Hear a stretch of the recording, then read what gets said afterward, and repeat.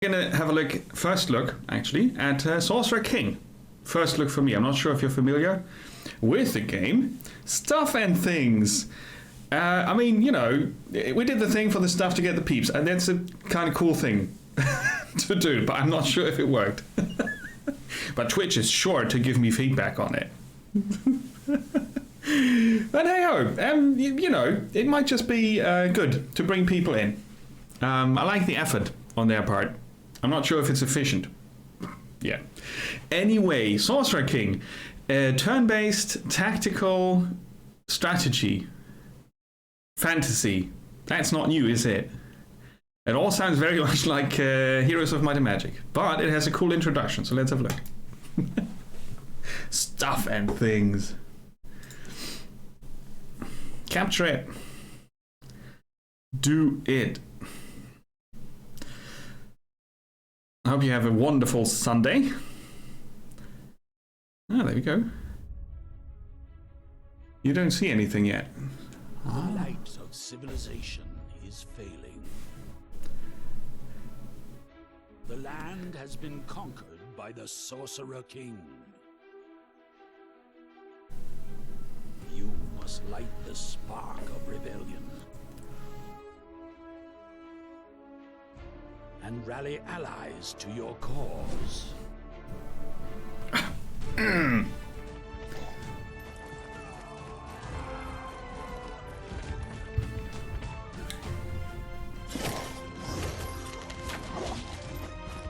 Oh.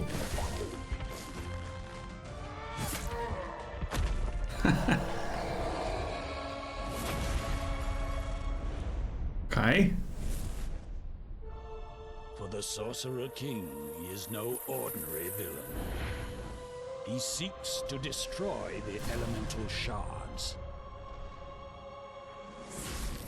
Oh, he's evil. Become a god.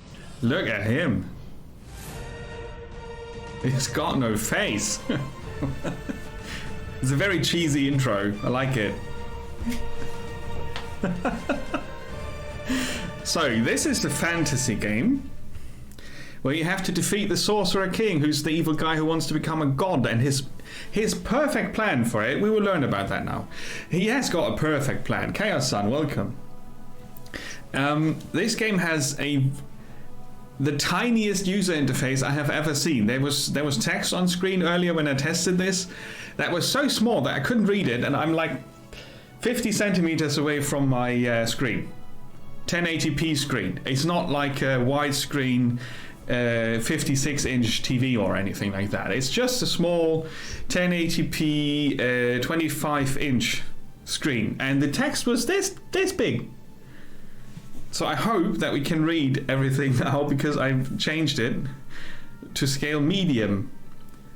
It has auto, small, and medium, so I don't know. But since we are looking at the options, they are really nice. Look at all those audio sliders. For the streaming, that's perfect. Auto-saving can be toggled. Sorry. Auto-station units, auto-turn, quick move, so you have all the convenient stuff that you want in a game like this. You can make it quicker in the tactical battle, but that's not necessary. Advanced options are more in terms of performance, and you can skip the intro if you want, and you can use mods also. But yeah, we're gonna look at the campaign, and this is where the story comes into. It's turn-based strategy and Civ, but not Civ. I hope you will see very quickly the difference between turn-based strategy and turn-based tactics, because this game mixes those two together. So you've got a world scale and you've got a battle scale. Imagine Civ had tactical battles and would be set in a fantasy world. The important thing will be to compare this to games of this kind you already know, and if you don't already know, all the better. Then this is a good starter, I would say. Yeah, sort of. Maybe. We will have to find out if that's correct, though, Chaos Sun. We have to find out. The Sorcerer King. has already conquered the world. Oh crap, we lost. Ah, game over. That was quick. Now, you sense he's seeking more. Your sensitivity to magic has given you insight to his next move. The Sorcerer King is now building up the necessary power to cast the spell of making. When cast, this spell will convert all life in the world, not just, you know, goody two-shoes priests or such, everything, into elemental magic that will fuel the Sorcerer King's quest for godhood. So the Sorcerer King conquered the world and now wants to eat the world to become a god. And then probably make it anew in his image or whatever. And we have to stop that, obviously, because that's evil. The time until his doom can be sensed by you. You must gather allies and send a strike force to his distant fortress and defeat him before it is too late. Such is our quest. And you can play on a lot of different difficulty shenanigans here. And I'm going to start a new game on normal. Right, that's a big enough interface. Much better. I'm also covering up a lot of it. In the beginning, you can pick one of 6 peeps. I don't want to be Tyrant. That's already taken. They have different abilities, spells, and starting parties. They also have different focuses in terms of playstyle. So, naturally, I would go for the Tinkerer. He looks grumpy, so that's a good fit. A master craftsman who spent much of his life studying the forge of the Overlord. He now wields it with great skill, benefiting all the soldiers and servants of his realm. He can transmute stuff. A strategic spell for summoning a random item. Oh, look! It's a towel. Use it, my heroes, to defeat the evil Overlord. Sorcerer King, sorry. He's got Drogon the Dwarf in his starting party, as well as some wolves. Nice. He has a lot of Wrath spells and Summon spells, and one Enchant spell. He's not so much into Chaos, although he does summon random stuff. The others have Divine Wisdom here, the Priestess. Target friendly unit. It has a random stat increased for mana cost. She's more of a Enchanter Summoner. With Chaos, that's a bit of a surprise. The Guardian can summon earthly guardians onto the map. Okay, the Tyrant is an asshole, so what's his specialty? Target friendly city gets more production. Oh, and yeah, he's coercing the people. The Commander, Chance, he doesn't look like a singing person. It's a war cry, as like a very manly thing. An enchanted call that invigorates the target army, replenishing their moves. Ooh, nice. Well, the wizard is probably... Target enemy has a chance to switch sides. Ooh, neat. He's got evil... He could be the evil guy, right? So, those are some... well, I would say these two are the regular fantasy choices. The nourishing and summoning nature person is also very cheesy puffy, but he's a bit of a different thing, as well as the Tinkerer. So it's an okay mix. I'm going to go for the Tinkerer and see what that's all about. You can customize your starting character. You can, for a change of name, you can go here. You can change your ability. Just maybe you can pick the... You know, you can pick whatever you want and keep the portrait in the end. But I like to, you know, look at them as factions. That's quite alright.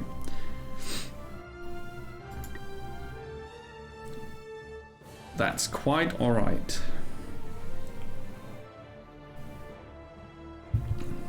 Epic soundtrack.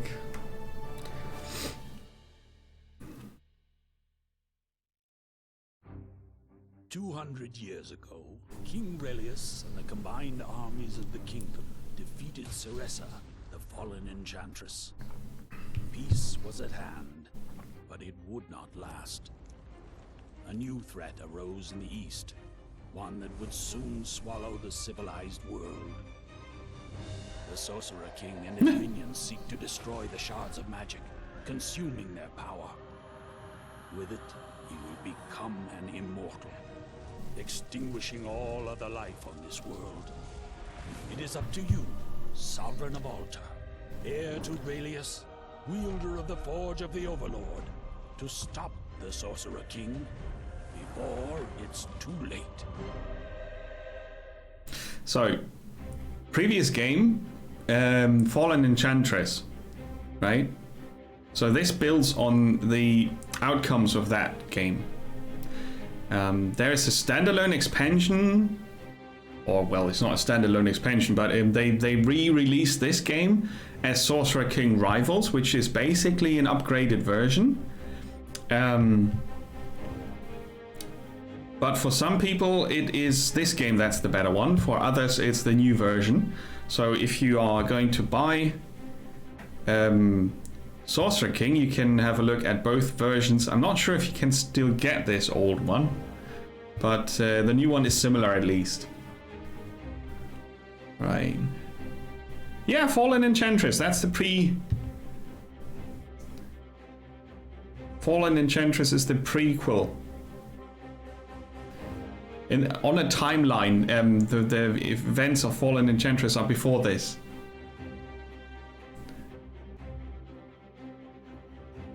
Ah, right, yeah, it's a similar game.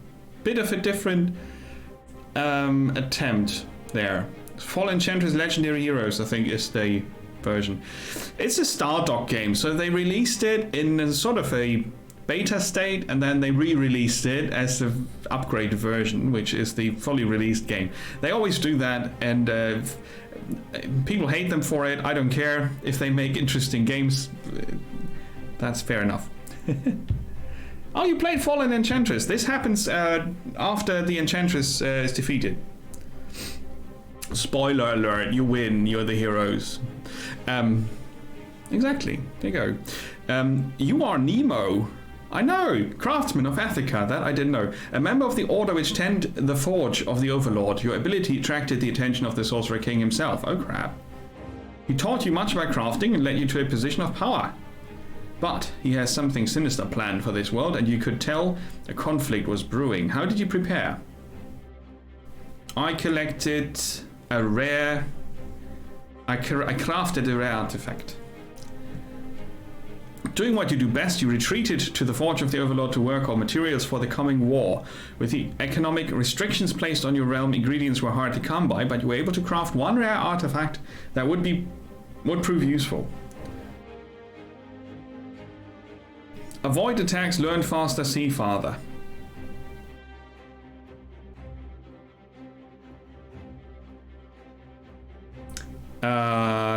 We have a dwarf hero who can learn fast.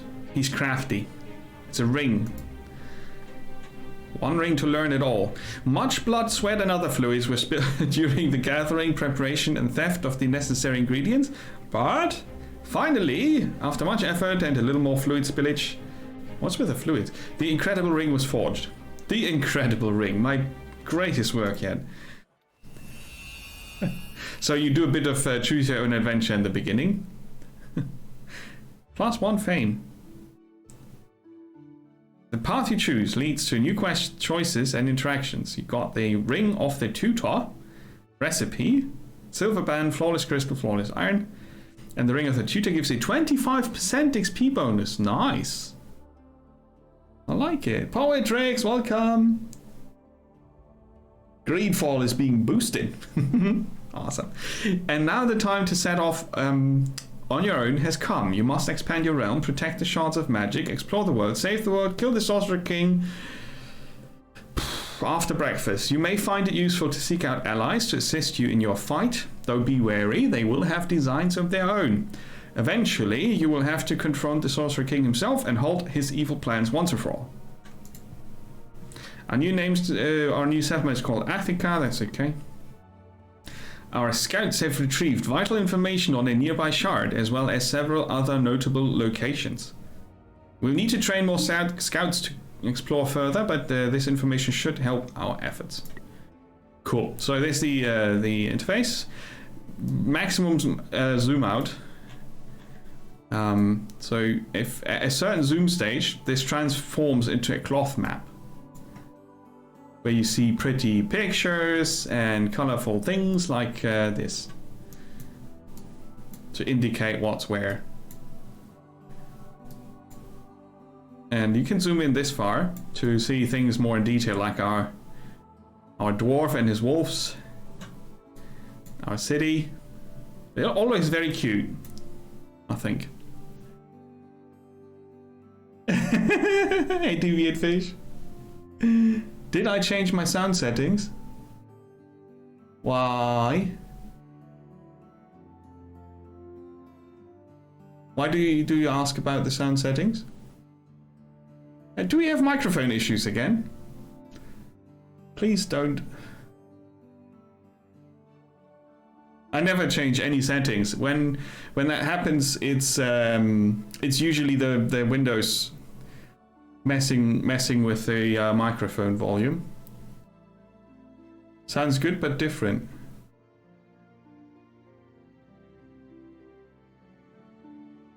Yesterday we had microphone issues, yeah. Some crackling or something. Oh, I know. Be right back.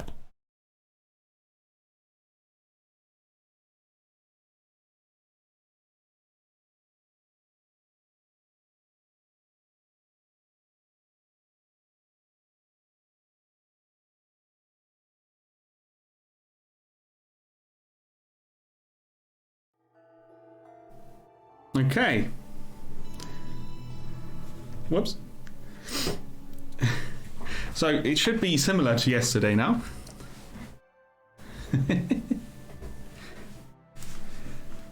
It's a secret recipe. I have to pour water on the PC to make it crackle.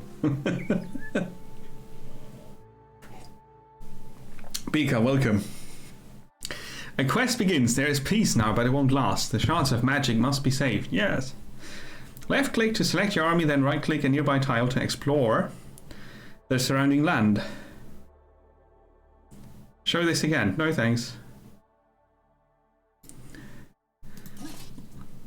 Champions are your most powerful units. They gain new abilities as they level up from combat. Can equip special weapons and can't be permanently lost. Oh. New champions can be gained by completing rare quests, unlocking special sovereign skills, or by allying with other factions. Okay. Good. No. It is not. The current version is called Sorcerer King Rivals. It's basically an upgraded version of this one, but I have this older version that's not on Steam anymore, I think. But it's very similar. For the Rivals, they added some things that increase replayability, I think, and some tweaks and bits and bobs here and there. I'm not sure why Stardock does it on repeat. It's weird. So when they say tile, we don't see that currently. You can show the grid. And then you see why they talk about tiles. Right? It's not really important to have the woo, that's fast. To have the grid visible to me, but it's an option, so that's okay.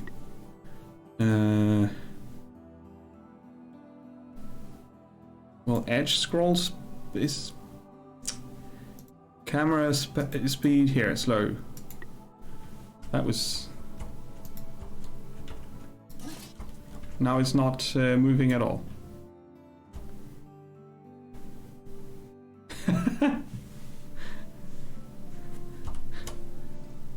Ah, there you go. That's better. Okay, WASD controls the camera if you want to. Edge scrolling also works. If you have a 2-monitor setup, it does work, and borderless for the left, unless you're very precise. Anyway, we have magic, skill, mana, lore, blue, purple, and green. Magic is harvested from shards and is channeled into sovereign skill points. mana, and lore. Click the orb to change the amount channeled to each. So you can focus on what you want. So for me, the crafter, who can transmute, as in summon, random stuff. I'm not so sure. Let's see. Oh, loot mining. Mine looting. Loot mining. Iron mines, crystal mines, and other tapped resources will spawn rare items. Awesome. I want that. So we have to focus on skill points over mana.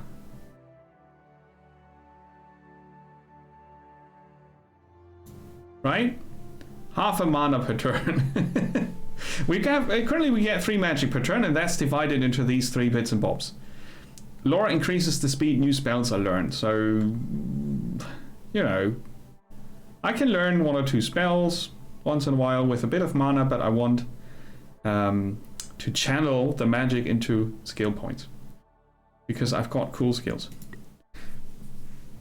Up here we have got our, well, let's call them resources. Mounts, metal, crystal, mana per turn, and mana total.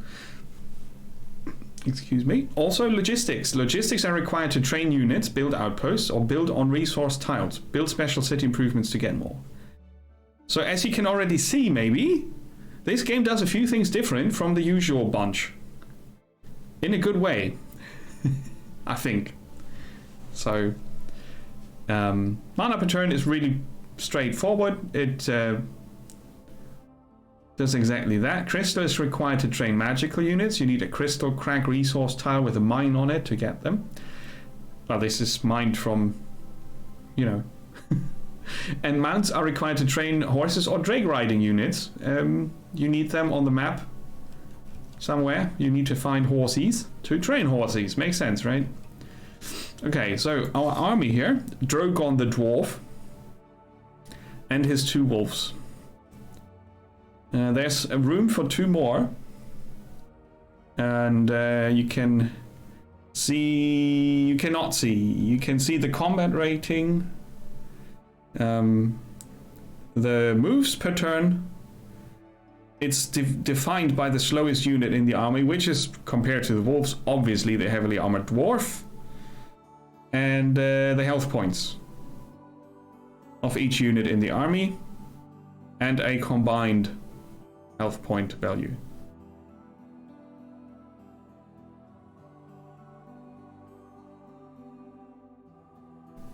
Right. If you click on the portrait of Drogon the dwarf, you see his details. All units have strengths and weaknesses. View their stats and abilities here to understand the strategies that suit them best. Use the equipment tab to customize a unit with new weapons, armor, and magical items. Okay. So, he currently has a battle axe equipped, which lowers his initiative, gives him the backswing ability. If the attack misses, the unit gets a second attack against the same target. So he's slower, but if he then misses after he's being slow, he gets a freebie. A free swing. Initiative, defense, attack, dodge, accuracy, spell resist are all important for the combat. Counterattacks. He's a dwarf lord, so he has winter-themed abilities, which is really not saying much. He has critical hit chance and extra crit damage because he learned to strike the vital bits and bobs on enemies. He can command, and he can use crushing blow. He can cook, so that means the army gets extra health regeneration per turn. Hey Shlomo, welcome. Good to see ya. Similar to what? Happy Sunday. How have you been, Shlomo? He's immune to counterattack himself, which is good, and he can wield axes. Yes, this is the same universe. It happens after the Enchantress. After Fallen Enchantress, this one happens. It's directly linked. So if you played Fallen Enchantress, I don't know really.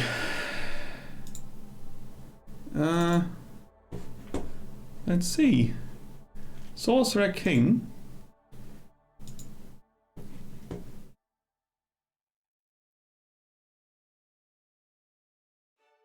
No, Steam's not really working. You have to look up Sorcerer King Rivals because the game does not exist anymore, I think. They don't. This is the previous version. It was just called Sorcerer King. Then the version you can buy is called Sorcerer King Rivals. That's a bit different from this, but not much. And Sorcerer King Rivals is 2016, so that's old-ish.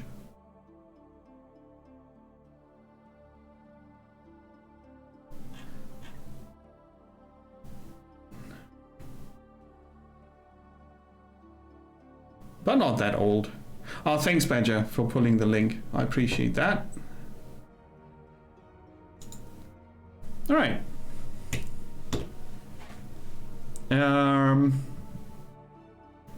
So those are the details of the hero. That's level 1, 25 health. Combat rating is what compares to other units.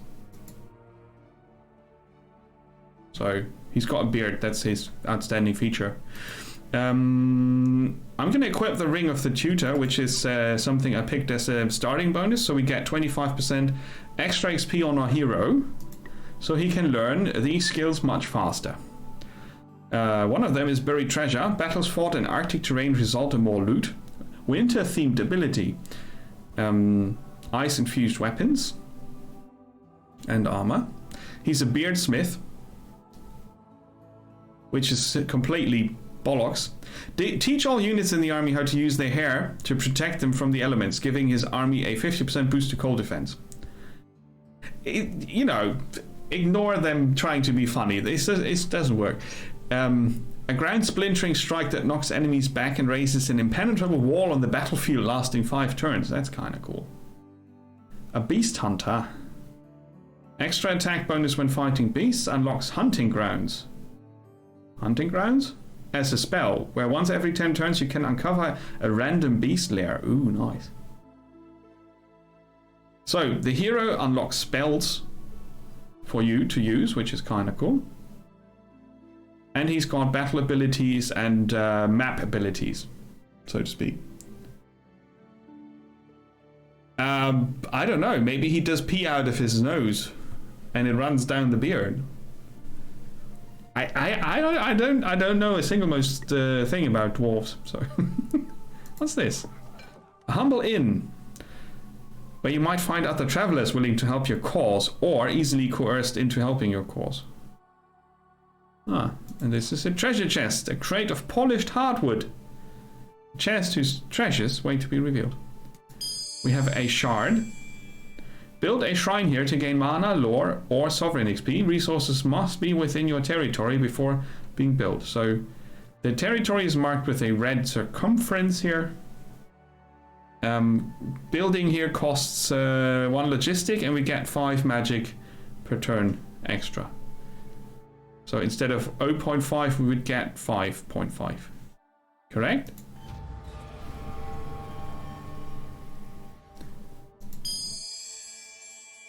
That needs a turn to be built. Okay, until then we still have our regular bonus, but we spend 1 of our logistics here. Okay, the city, Athica, is building this currently. Has 3 stats here. Food. We've got 4. We get 1 food per grain. We gain 1 food per grain, so currently +4. The more food you have, the faster your city levels up.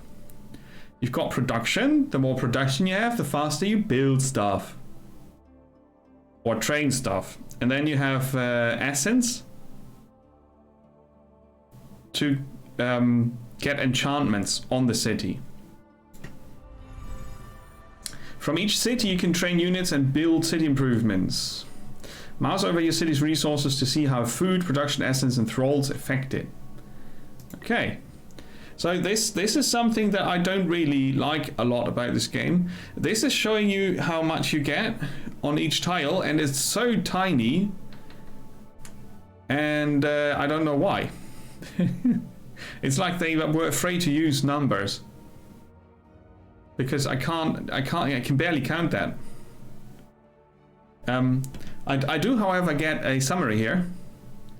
That I currently have 4 grain and 13 production. So 10, because it's a big hammer, and 3. But I don't know why I have that. We could count the hammers here. 1, 2, 3, 4, 5, 6, 7, 8, 9, 10, 11.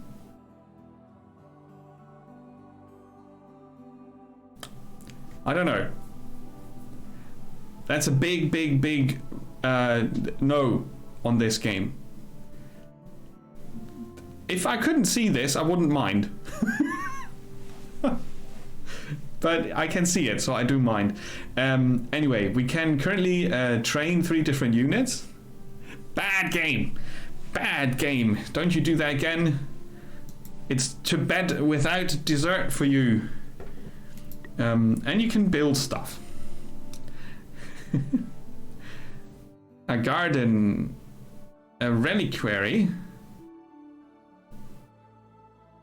a work camp. Well, we're currently building the crystal here, the shard shrine. We can also produce magic with a hammer in the work camp. And each building, no, not each building, some buildings lead to other buildings being possible. So if I have a garden, I can later on build a granary and a library. And you can see that it has a summon cost, and it takes that many turns to be built. So summoning means if you want to fast forward things, right? We have 40 mana, so I can summon the shard. The shard is yours. Use the manage magic orb on the right edge of the screen if you wish to adjust how much magic is channeled towards mana or sovereign skill. Okay, +2 sovereign skill points. Because we have a shard. And we used 8 of our mana, right? To summon it instantly instead of waiting for a turn. That's what the summon costs say. So as you can see, if you focus your city on producing a lot of mana early on, you might just fast track a few things that seem important.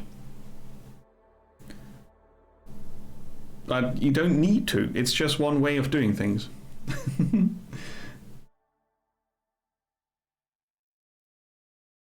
Oh, Badger, you even put the Fanatical link in there. Thank you. See, I didn't even prepare that. I'm bad at marketing. I just wanted to show you the game.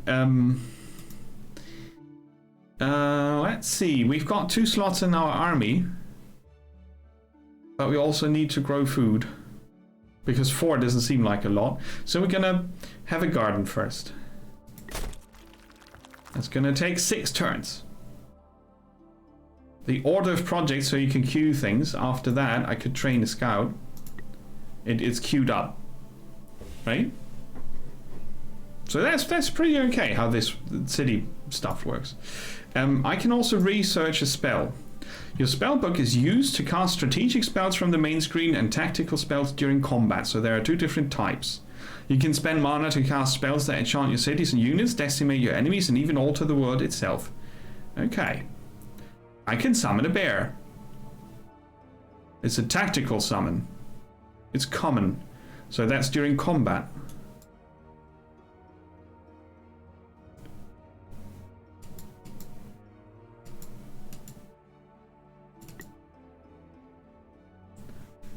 Let's go back to that. Currently researching summon bear.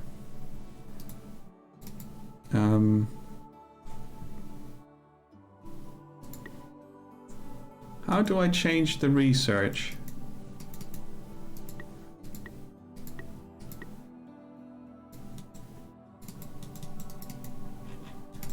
Can't. It's a permanent choice. Deal with it. Hey, Michaelis, welcome. Happy Sunday. I just dedicated myself to researching summon bears, and I don't want to do it now. This spell requires 12 lore to unlock, and you have completed 0. At your current rate of 3.4 lore per turn, it will take 4 more turns to unlock this spell. It's a very precise description of what's going on. So, I could, for 12 mana, cast Bountiful Harvest on the city to make it grow quicker. Or I could add 3 materials to my city. Or I can get more logistics. That's what I can do already with my mana. I can also summon a random item. This small pile of ash is perfect. All lesser piles of ash aspire to be this ashy. That is so random. The loot you find in chests, quests, and battles can be crafted into powerful items for units. There are a lot of S's here at the end. New and powerful recipes can also be found as loot or gained through city improvements. Yes? Okay. A burning axe. But we are frost dwarf, so we can't do that. Gesundheit. Boots. Cuirass. Gloves. Oh, teleport to the capital. Healing potion. Reinforcement. For armor. Aspect of speed. A strange stone. A ring of health. Very fashionable looking. But as you can see, they all need different types of resources that we totally do not have currently. Then there's enchanting. Many of your extra crafting ingredients also have magical properties that can be used to enchant armor, weapons, and other items with powerful effects.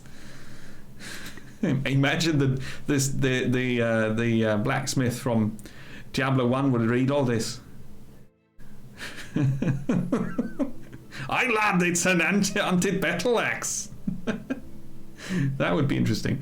Elemental Ash unlocks the Ember Dart ability, so the Ember Dart hits for an additional 5 fire attack. But what's the Ember Dart?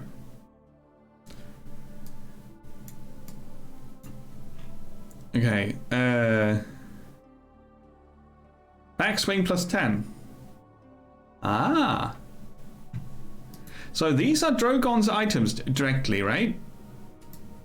So I could take his battle axe and give his backswing a higher chance to trigger. But that only triggers when he misses. I might as well make him hit better. More squat? What? Scottish doors? Maybe. Unlocks race skeleton. Nature's Call? Isn't that when you go to the toilet? Call Wolf. He needs that ability. But he doesn't need it on the axe.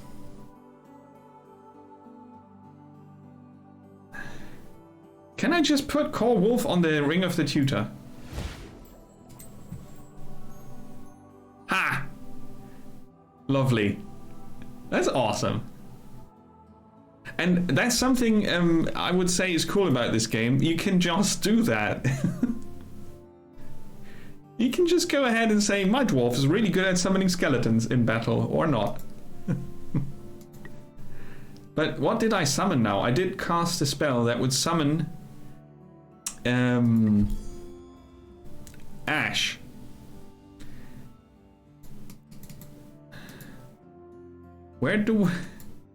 Was that enchanting material? The ash?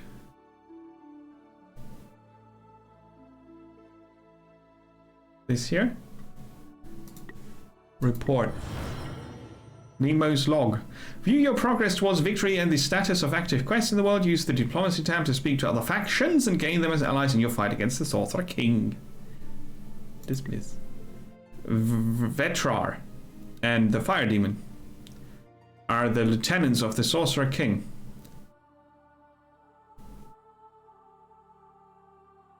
Yeah, the card games were a wild mix. I was quite surprised by some.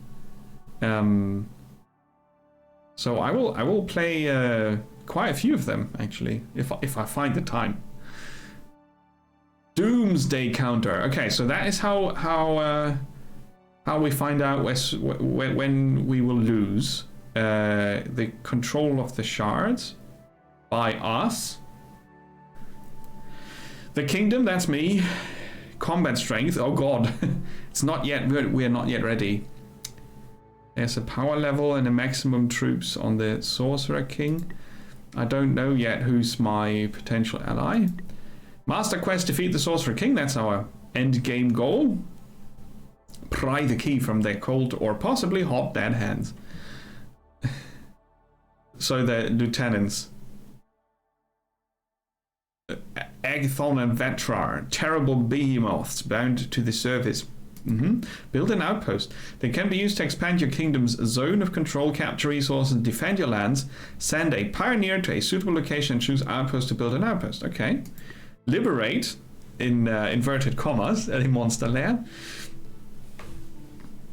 I think it's cool that the game does take the whole full-on cheesy fantasy stuff and makes it obvious that they are not really taking themselves 100% serious. But still, some of the jokes are not funny. That is just... can't help that. Gandhi has entered the game. That would be an interesting crossover.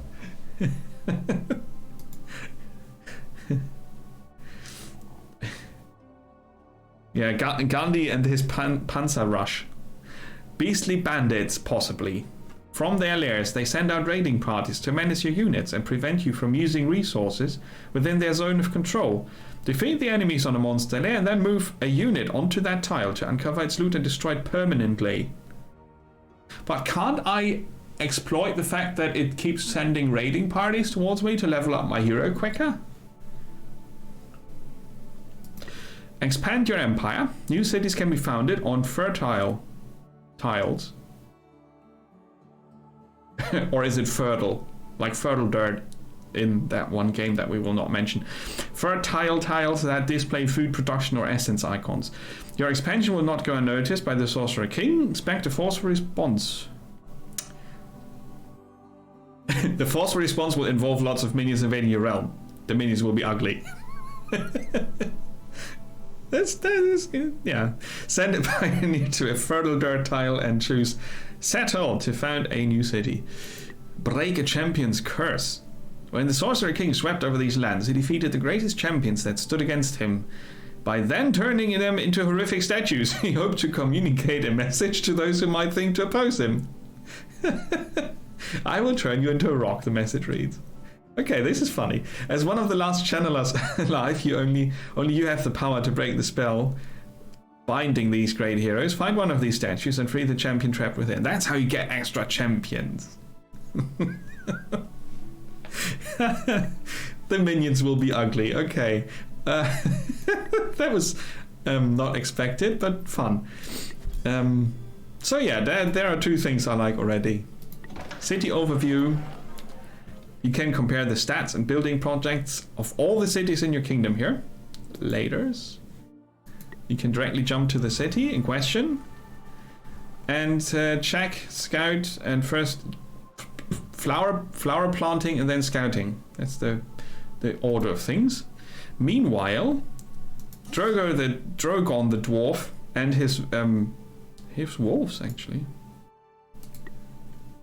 An Arctic wolf. A fully grown and trained Arctic wolf is nearly as dangerous as the dwarven warrior it's surely accompanying. You can auto-equip them if you want.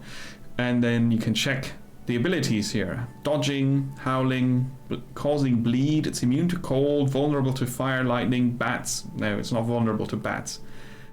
It does more damage against damaged enemies. It has a deadly bite that strikes for the double the attack. Attack in this case is the amount of damage you do, potentially. Accuracy is the percentage chance to hit, so 90%. Not sure why it doesn't show percent, because it does show percent on the ring I crafted. So it's a bit inconsistent sometimes, but I would say in general it does work. All right, so what do we do with the army? We go to the inn and have a beer, because that's how you protect the world from going to crap. We stumble into an inn on a dark and stormy night. It looked rather sunny outside, didn't it? Inside, the landlord rushes up to you, his face pale. "There's been a murder," he breathlessly reports. I'm going to find a safer inn, that's what I'm going to do.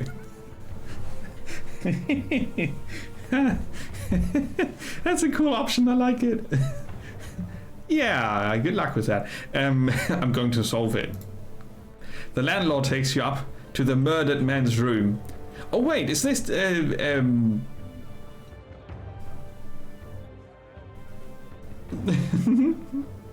Hey Sid, welcome. How are you doing, Sid? Happy Sunday to you. The landlord takes you up to the murdered man's room. The man is, as promised, dead, with a large knife sticking out of his back. Also in the room are 3 other people in the inn. A maid, a retired colonel, and a nervous traveling knife salesman. Hey Emre, welcome. Oh god, this is hilarious. Question the subject. You shrewdly ask them who murdered this man. All agree that it was probably the nervous traveling knife salesman. I get the worst blackouts sometimes, he confirms, and then wake up covered in blood, he adds. Covered in blood. Accuse the maid.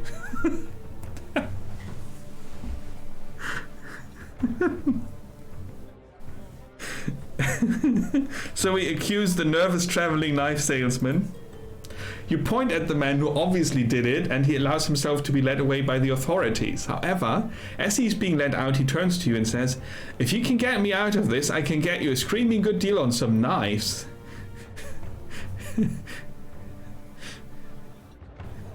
Lean in and whisper that he can offer a lot more than that, or lock him up and take his knives anyways. Lock him up and take his knives for the war effort. Most of the knives are horrifically cheap and worthless, but several of them look stab-worthy. You take them along with some of the other items of interest. The doomsday counter got reduced by 4.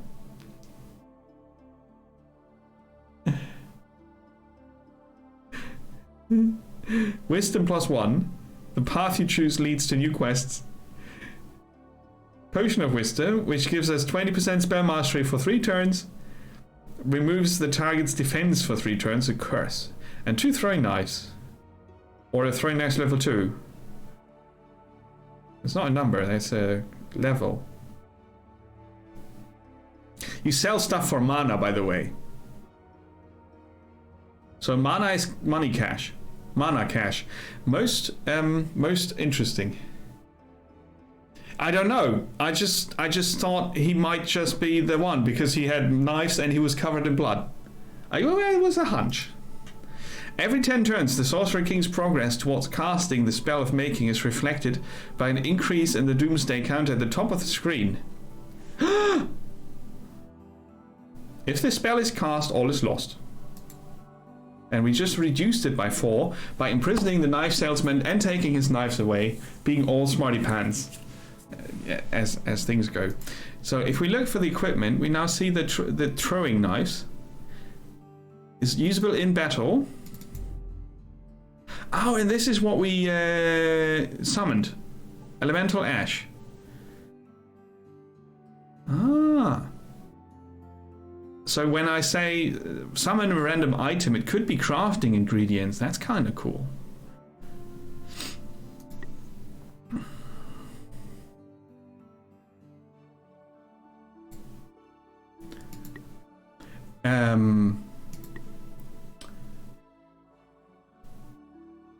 Wasn't there something about sovereign points? Right? Didn't I get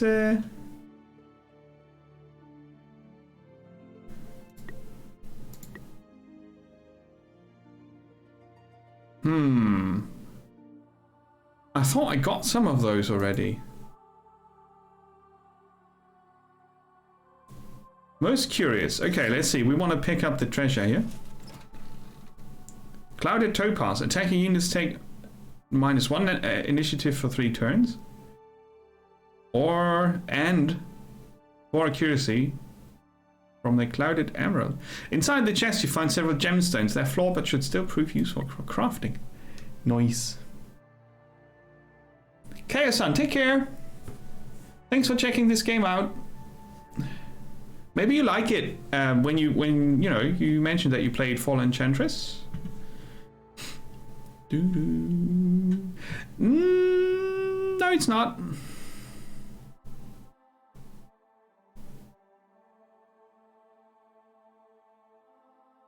So I've got 1 move left. Ah, so this is all in reach of 1 move. Another humble inn or some exploration. Oops. Another humble inn. We're surrounded by inns. The local evil vanquished a little earlier in the day than you expected. You approach an inn. Killing time. Unfortunately, it is still early afternoon and you're told it's too soon to check in. How is it too soon to check in? Oh, let's play dice. You hang out playing dice in the stable with the stable boys. They've got homemade wine and some really filthy stories about cow maidens that you enjoy, so you offer them all jobs.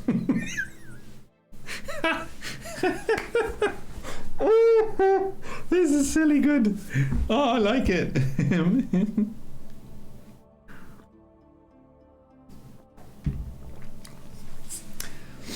Elemental War of Magic.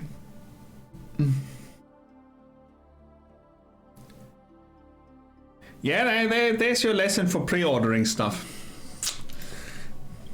It can hurt. The turn button in the lower right of the screen will prompt you to move idle units, set production in your cities, research use. It will remind you of all the things, and then you can end your turn. By default, the game is set to automatically end the turn, which is super confusing.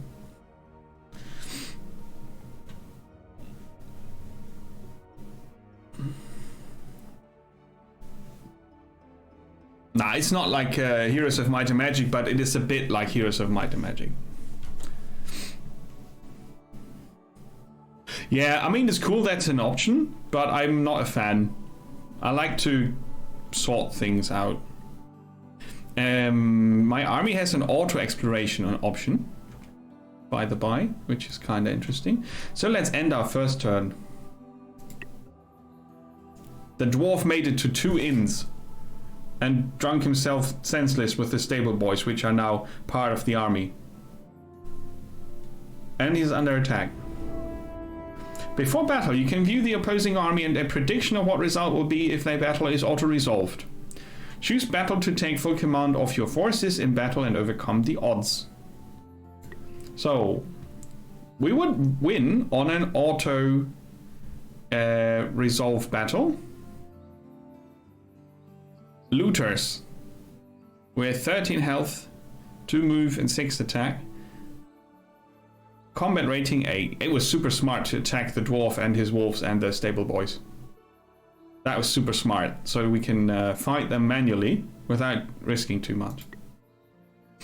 Because I have no clue how the battle works. During battles, each unit takes their turn in the order of the initiative list on the left of the screen. Yay! Auto exploitation. During battles, initiative list. Units with higher initiative stat take turns more often. As sovereign, you can cast a limited number of spells to turn the tide of battle. So,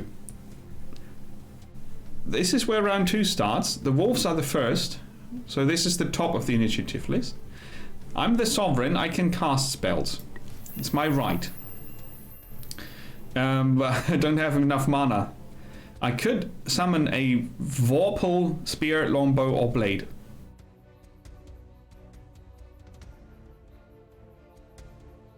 It's the Jabberwock. um, Dear Alice, we found your sword.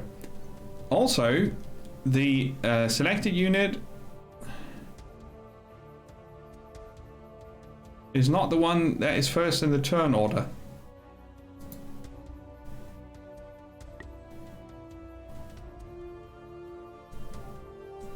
That I don't understand.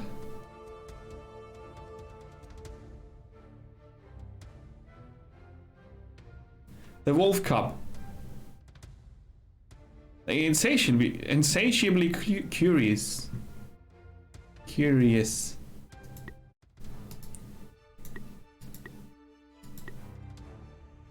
And they lack the deadly bite ability of their grown-ups. Okay, you can set the animation speed. The autoplay can be toggled. And you can set the remaining fight to be battled automatically. So this is, it has many lazy options. I like that. The active abilities are here. Howling, bleeding. The other wolf has the deadly bite. But something is odd with the cursor, and the frame rate is stuttery. I'm not sure why that's the case though.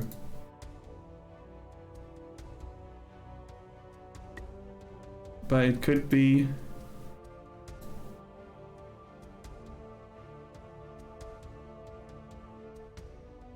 that VSync is not a thing in this game, which would explain stuff.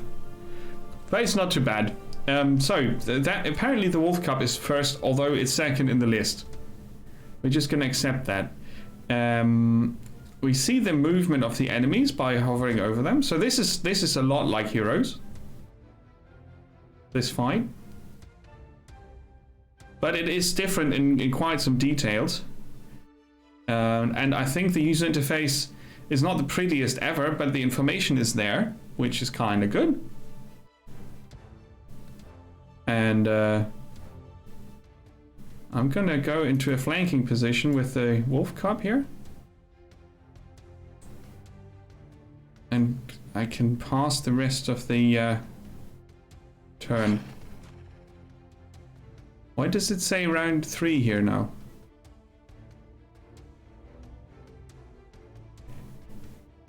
I don't understand the initiative list at all. Did I pass a complete turn and not just the wolves?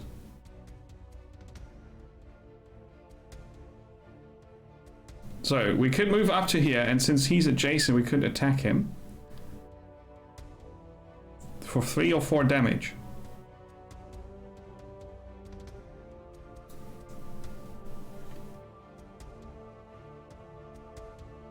This seems to be yeah,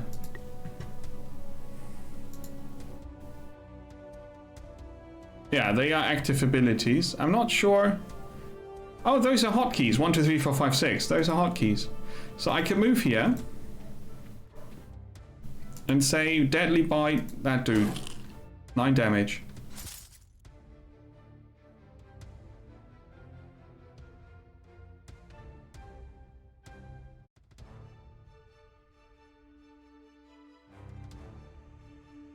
Ugh, tobacco.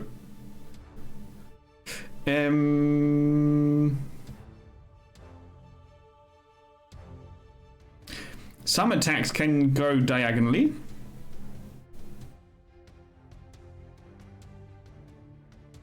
What range do we have here?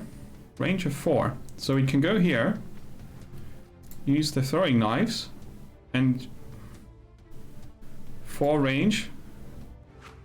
Stable Boys did 3 damage to the archer. And now it's the dwarf. And we could command 1 unit to take its turn immediately. We could call a dire wolf into battle, which needs charging before you can use it.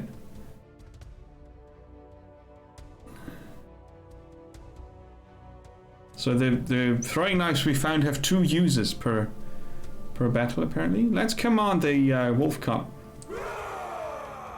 to take its turn now and attack. Let's cause bleeding.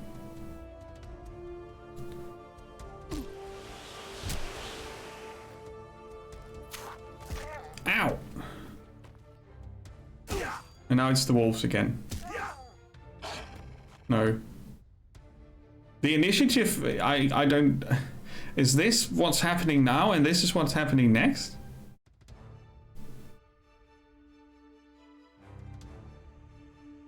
Oh, nice. All allied units get extra.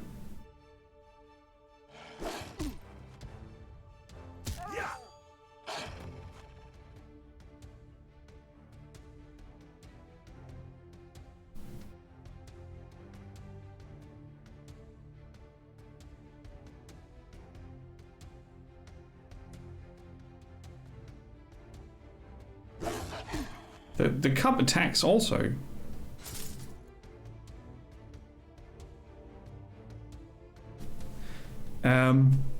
You did watch the initiative list. Does it go from bottom to I don't get it.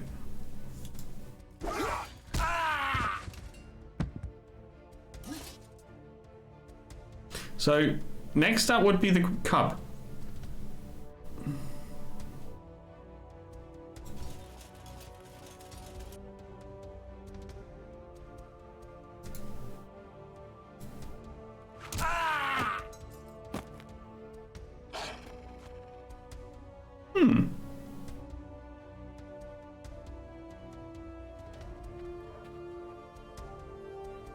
Now it's the archer's turn.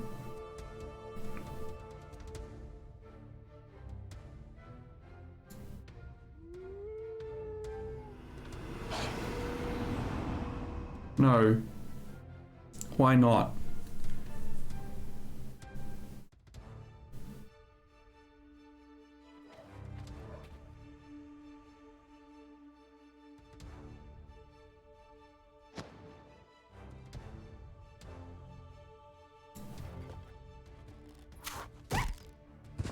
Oh, he still got it.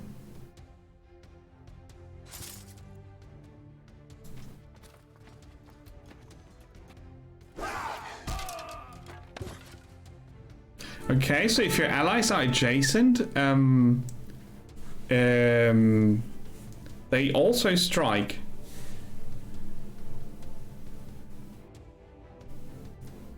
But I did not understand the initiative thing at all. I couldn't tell who's next. We found flawless iron and a glass flagon for crafting. I'm not going to restart the game. There are more looters.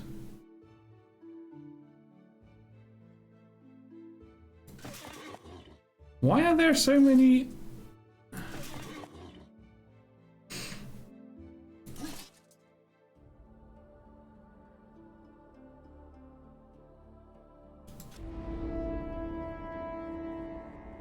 Uncertain outcome.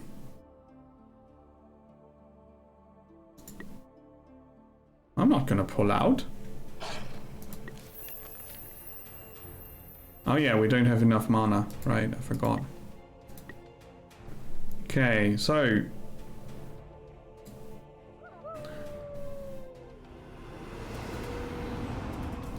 that ends the turn.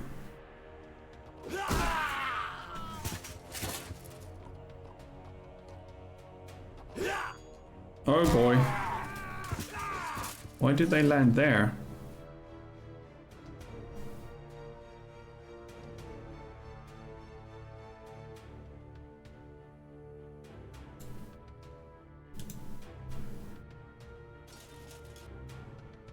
The combat interface is not good.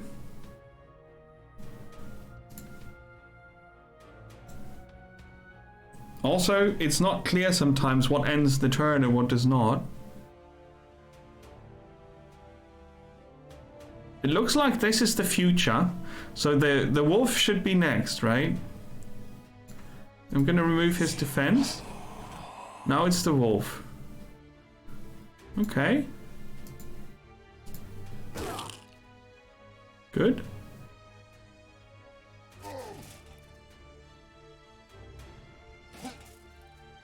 Oh, I dodged twice. What a nimble dwarf.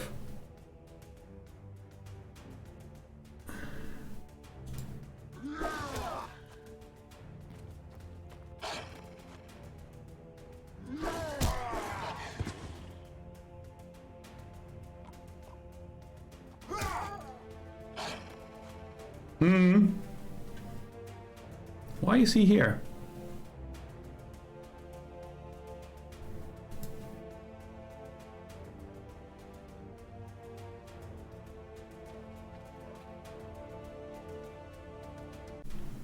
Why do I have to pass now?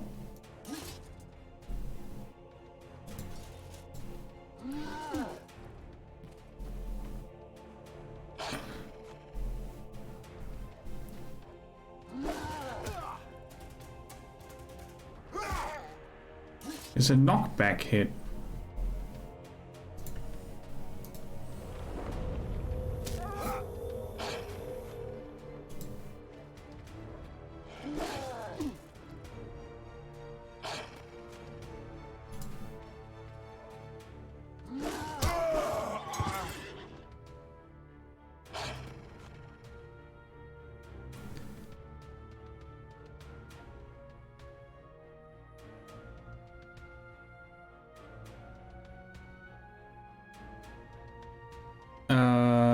So the unit's attack is currently 11. Double of that would be...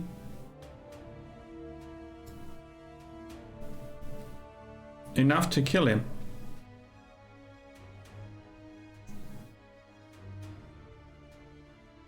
But now it says it's 10 to 12.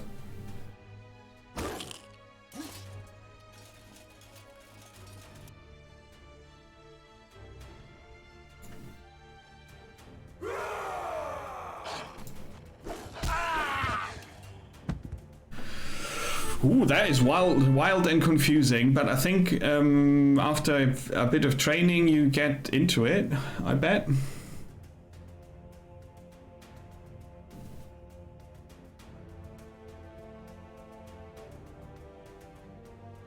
Might depend on the number of action points left.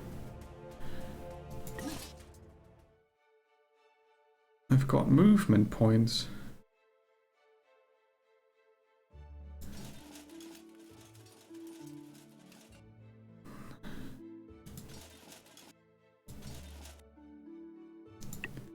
Champion level up. Okay.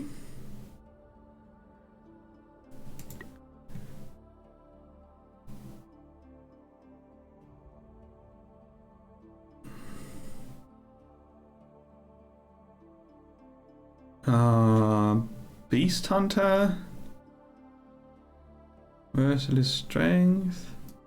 Dwarven Fury sounds good.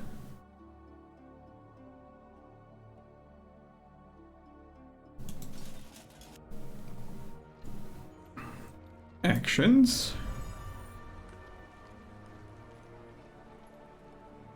Currently none.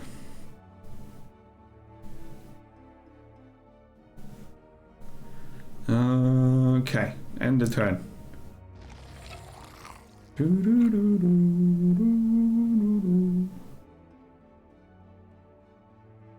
Well, if you're not sure, it's sadly not helping. But it's okay. We're gonna get there.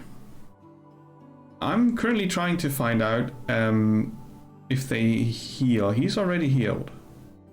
He didn't take any damage. He's down to 9 points. 15. Okay. Imagine we take the army.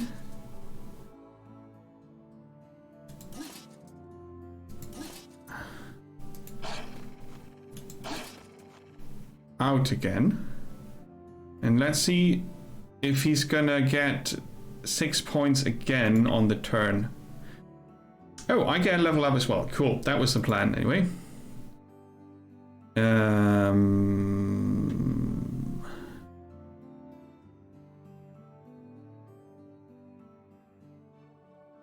Loot mining.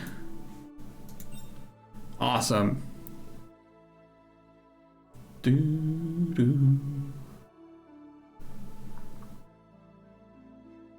Yeah, that's okay. They can pass their turn. Oh god. We're being threatened by the evil king.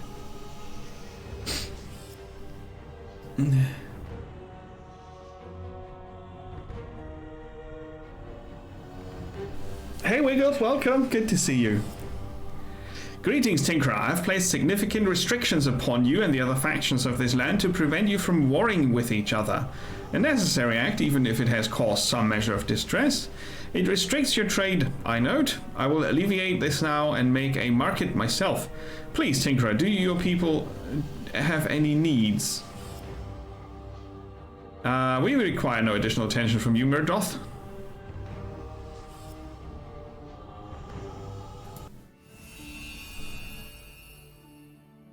I shall leave you in peace then, Tinkerer, to show you there is no need for such harsh words. Why is he wanting to make a market for us? That's an evil bargain. Summon Bear has been researched. Yay! Let's see. Next up. Choose a new spell to learn.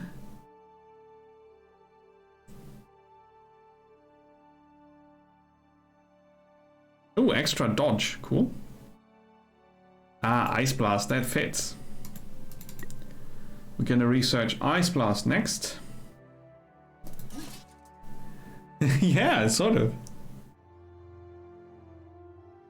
Exactly. I'm not the Sorcerer King. The Sorcerer King is the evil dude we fight. Let's see. If this Doom counter reaches 500, we have lost. We have to defeat these lieutenants. Each of them has a key. If we have both of the keys, we can start trying to kill the Sorcerer King. That's our master quest. Defeat the Sorcerer King. Exactly. So the gardens are being built. We will do some research here in the inn, as a dwarf should. After a tiring day fighting evil, you arrive at an inn. Upon entering the common room, you find a group of mediocre bards butchering a classic drinking song. A group of tough music enthusiasts begin pitching their crockery at them. Things are about to get ugly. The bards must pay for their crimes against rhythm.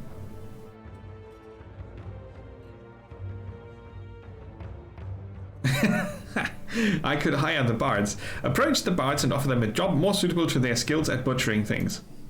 Yay! Welcome aboard, you say, congratulating them. You hurry them out there before they can say no. So, compassion +1, and we've got a troop of bards now. I like it. And some more gemstones. I would guess if something's available for crafting, it would be somehow highlighted.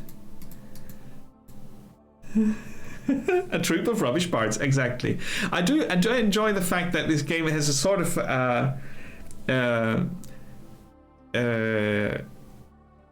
storytelling capacity there with all the silliness. It's kind of fun. I think this is how many I have.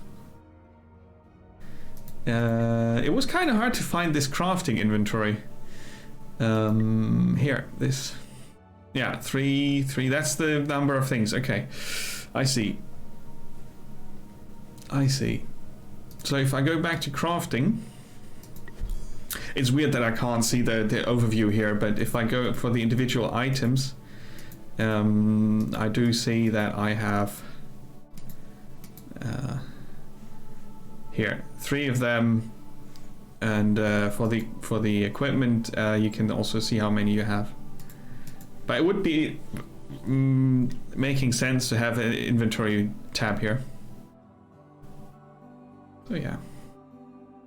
Our battle axe. What do we do? Cold damage. Right? Cold damage.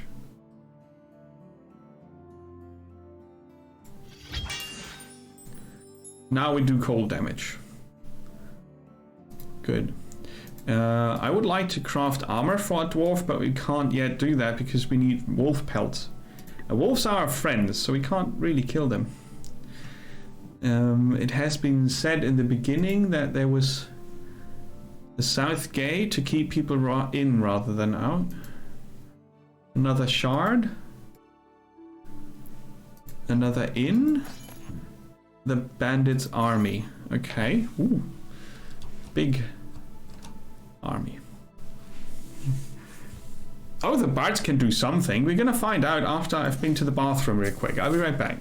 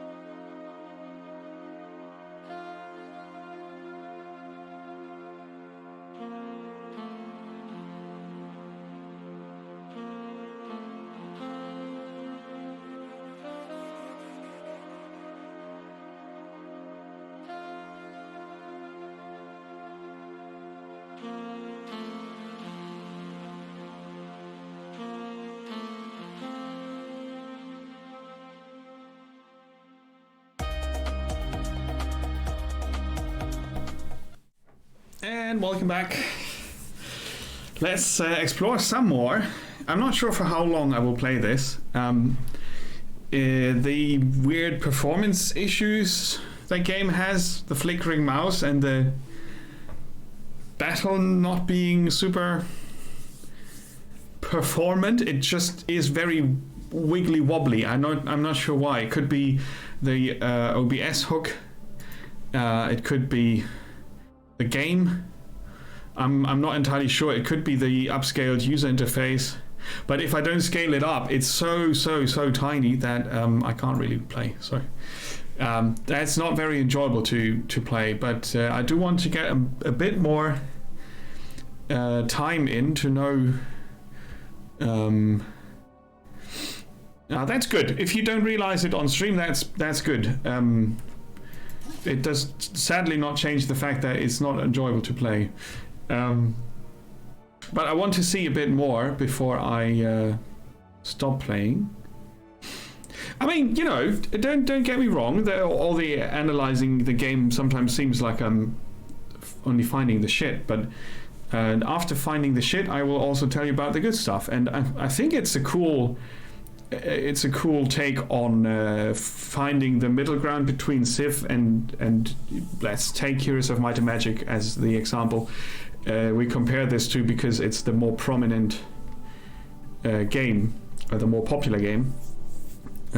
We could also say we compare it to Disciples, because Disciples is a bit like that. Or Age of Wonders. Sid mentioned that earlier. I think it was Sid. It makes sense to compare to Age of Wonders as well, because Age of Wonders is probably the best example for trying to go into the between strategy plus tactics with a fantasy setting. Although Planetfall, no. Age of Wonders Planetfall, is that what the new one is called? The science fiction thingy? Maybe it was called Planetfall, I can't remember. So it's not always fantasy, but most of the time. Let's end the turn. Planetfall, right? Oh, okay, cool. I remember correctly. Look at that. The gardens are done next turn. I should create more mana now that I know that I need more of it. I'm still gonna focus on skill over lore. Like so. Lore lets me learn spells faster. And I'm not entirely sure I need that right now. I mean, I could reduce lore to 1 and have mana and skill on equal grounds. It would be nice if I could just enter a number instead of dragging this around. It's pretty, but it's not very functional. Right, we want to look at the chest. And then we're gonna look at the bard's skills, more craft materials. The bards can attack mounted units real nice. Got extra crit chance. Against mounted and beasts, they've got double attack. And then can impale the unit behind the target. Cool. The troop of bards is basically a bunch of pike peeps. Not pipe, pike. Difference. So, there's a different looking ground here. A garrison gate. It prevents citizens of one section of Anthes from traveling to another. Ooh. Are the bards already scouting that? They shouldn't. Come back. So, we're gonna go back here soon and see that the enemies are not closing in on our city already. Yeah, there is a new King's Bounty game coming. Wow, they can run fast. The bandits.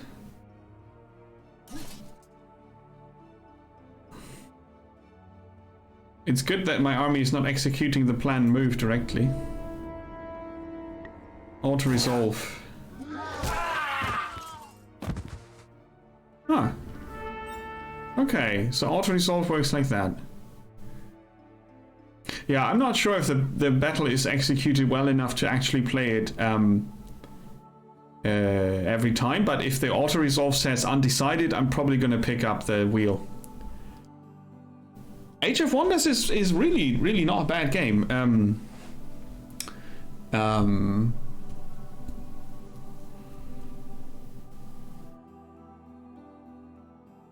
The third one and the second one. The first one was a bit wobbly on its legs. The Arctic Wolf leveled up. The troop of bards get 5 XP. So what happens when you level up, huh? You get more maximum health. The level bonus is visible. More defense, more dodge. Defense, dodge, and health. Okay, cool. And maybe more skills here later on. Such a pity that we lost the wolf cub, huh?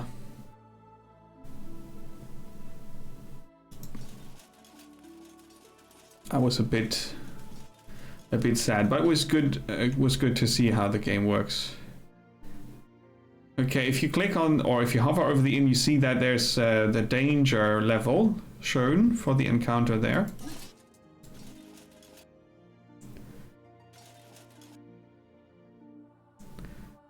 I'm not sure why they don't tell you the moves in tiles. It says 3, but I can move very, very far.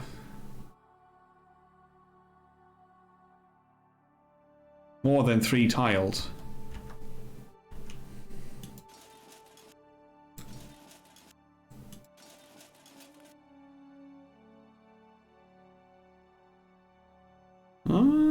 They are very strong. We'll see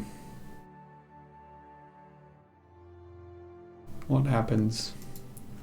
So the gardens are completed. I can show them here. Okay.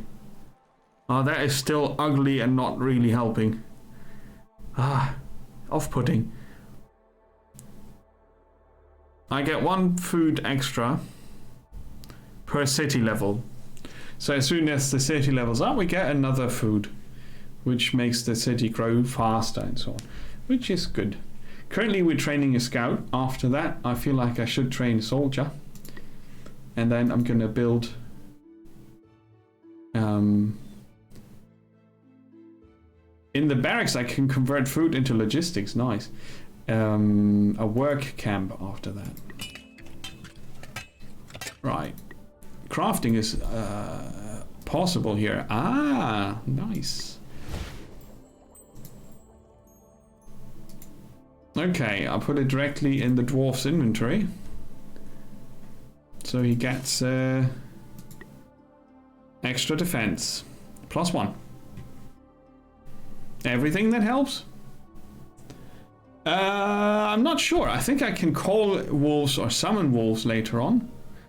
The dwarf has skills where he can call draconian allies.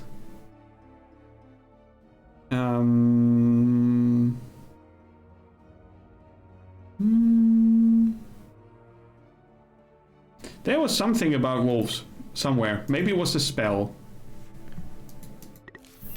Wasn't just bears.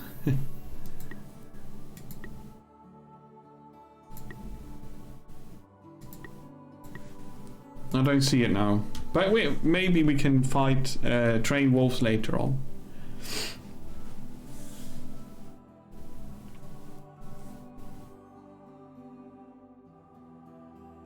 Yeah, because I don't produce much lore currently. Currently I produce only 1 lore per round, and that's not a lot. So it's gonna take a decision on my end to increase the lore output or build a library, I think. When you start the game, Emre, you pick one of 6 different sovereigns, and I'm the Tinkerer, and the Tinkerer starts by default. You can change that, but by default he starts with the Dwarf Drogon, and the Dwarf Drogon starts with a wolf and a wolf cub in his army. If you play another character, by default they have a different starting army accompanying them. But you can also change that. You can play however you want, basically. You can also switch your special ability and the spells you start with. So they leave you to decide a lot of things, which is good and bad at the same time. There's a lot of open room in this game. It might just be a bit too much open room, but we'll see. I should be able to defeat them, but I don't know.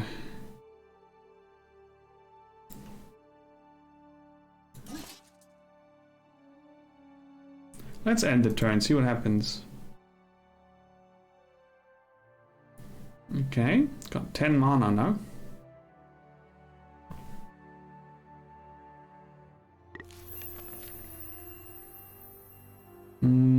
For 12 we can add Bountiful Harvest. Okay. Totally not a lore master. Battle outcome is uncertain, so we do it ourselves. Ooh, a lot of ranged For 10, I can summon bears who will continue to maul until they miss. Cleaving 3 adjacent enemies. Attacking enemies from afar. That sounds good. Oh, look. They stand all next to one another. The Vorpal Blade is summoned.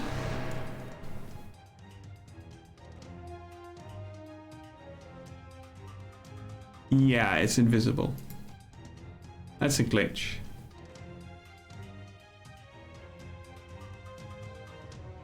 But currently it's the Arctic Wolf's turn. After which it's this one's turn.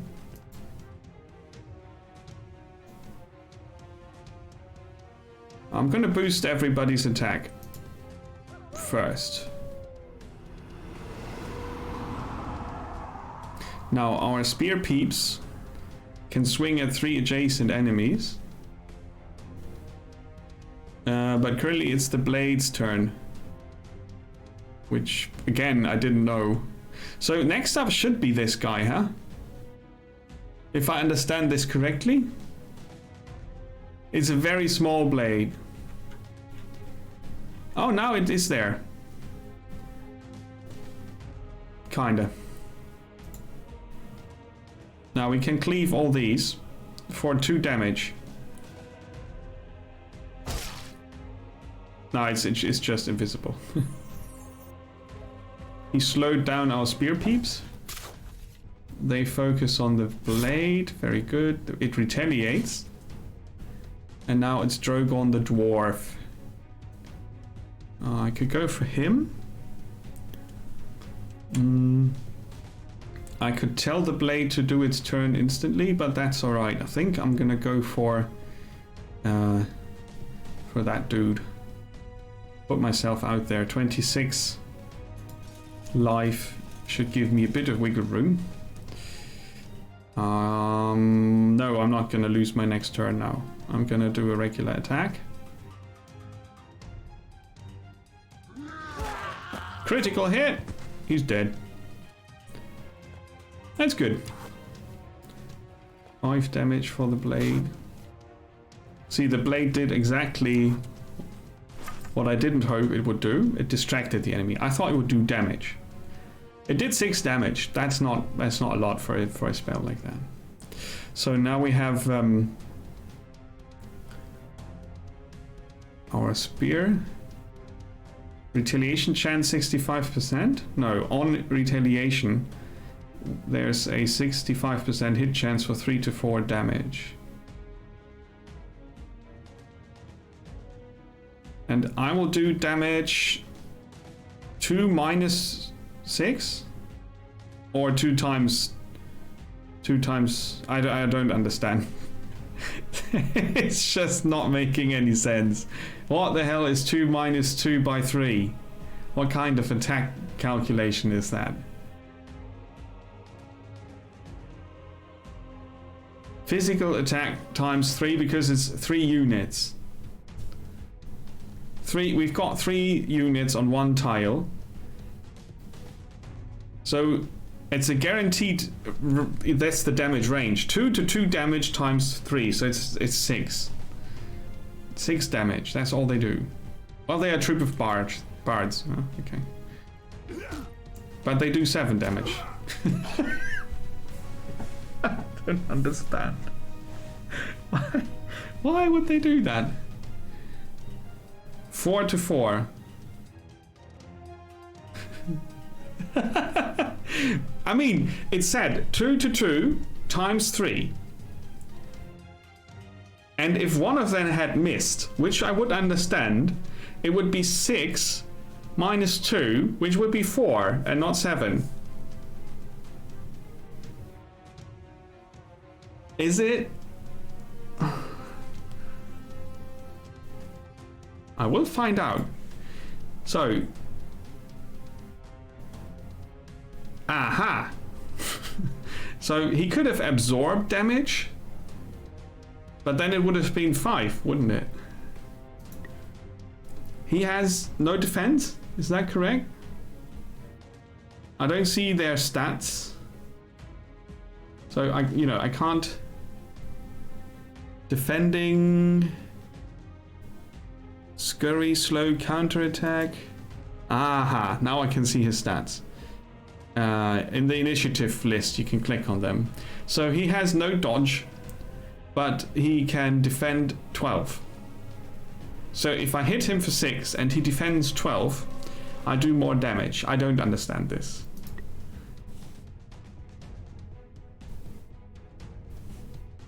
%90 chance to hit for 4.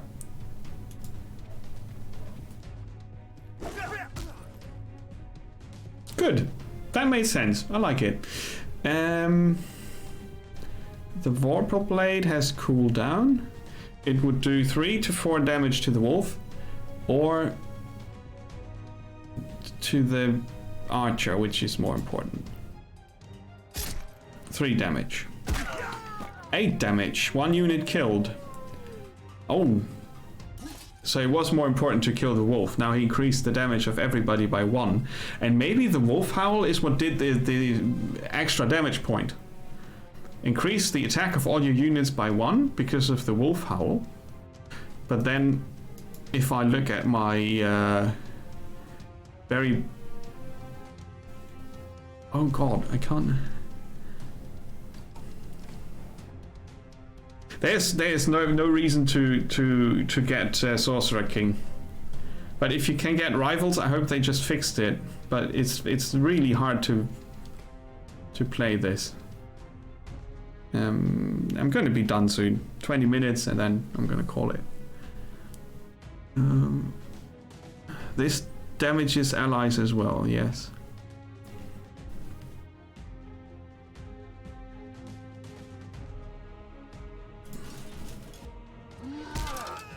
Very good. Retaliation for 6. Vorpal Blade takes another 2 arrows. Good. 6 to 6 damage. We're gonna do 7 again. Counting on it. I don't care what Steam says.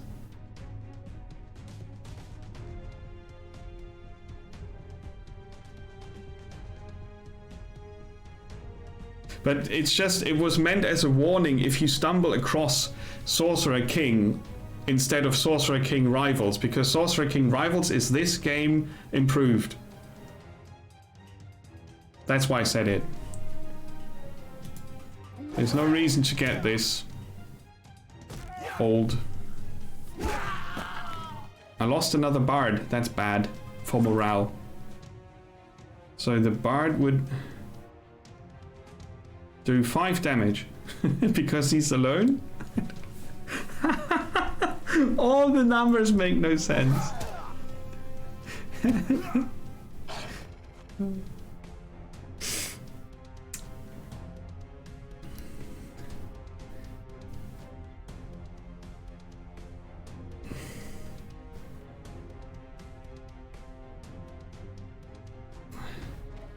Gonna move here and deadly bite the assassin, the archer.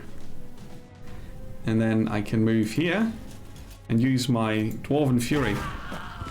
That I understand. Yeah, that's why. On Steam, no, but you can probably get keys elsewhere. It's just a warning. Just take it as that. If it's for you not important, then ignore.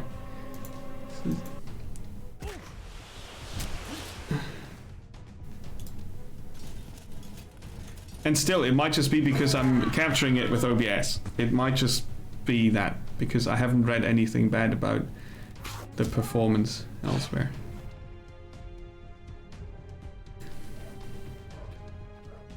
I'm gonna risk a retaliation here.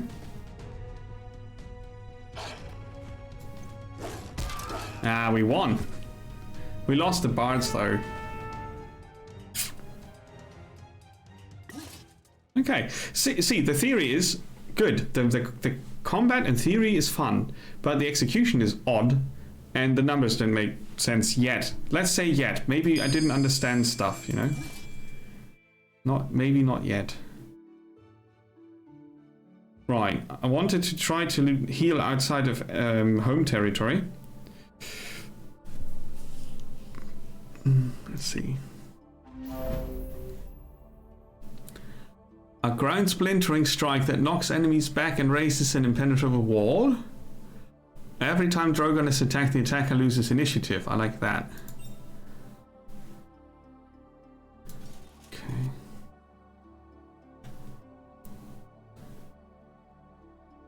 Another inn. Might get more free peeps. Usually, when you're looking at reviews on Steam, you can't be sure what you're looking at. In my experience. That's why I said I don't care about them. People write all sorts of shit in there.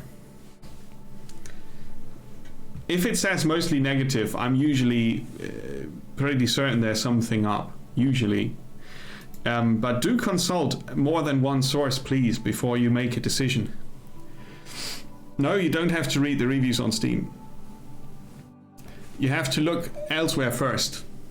If elsewhere says it's crap, and Steam says it's crap, then it might be crap. If elsewhere says everything else, then you look up your favorite source of reviews. I hope it's not Steam reviews. Hopefully not. Hey Echo, welcome. I don't read reviews on Steam that are good. Exhaustive, detailed maybe, but I didn't read any good ones. In comparison to the number. Read 50 reviews, and if you're lucky, you get one good one. That's just my experience, though. If you like them, that's all right. I don't have time for those reviews.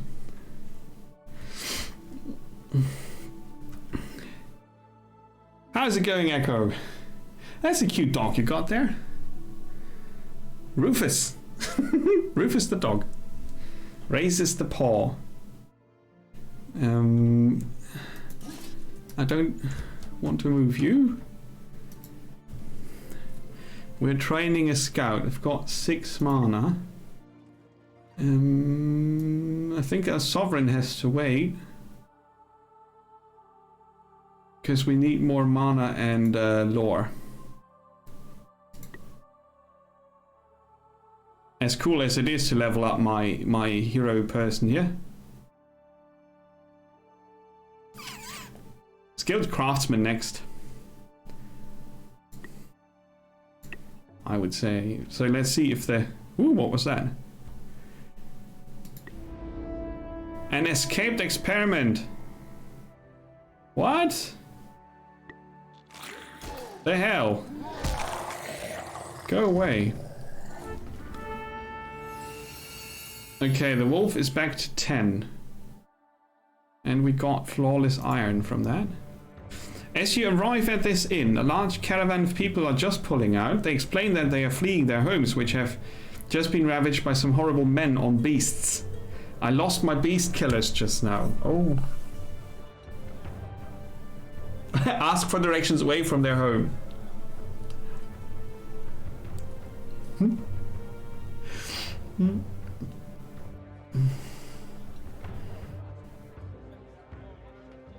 20 people are not a number I trust.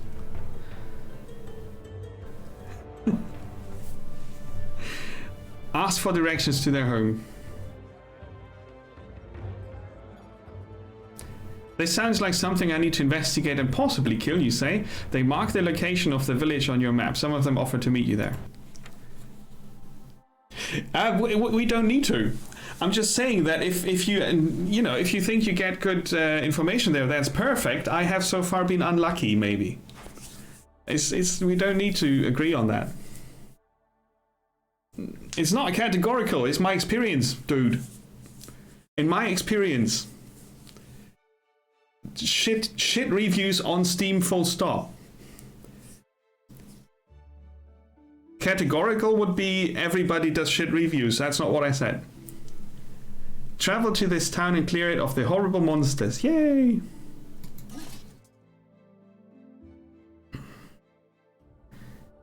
Well, is that the town? It's not far away. Shrooms. Ooh. Okay, let's have a look. Can't use a shield because we have a two-handed axe. Correct. I'm currently waiting for the moment when the wolf gets a new skill.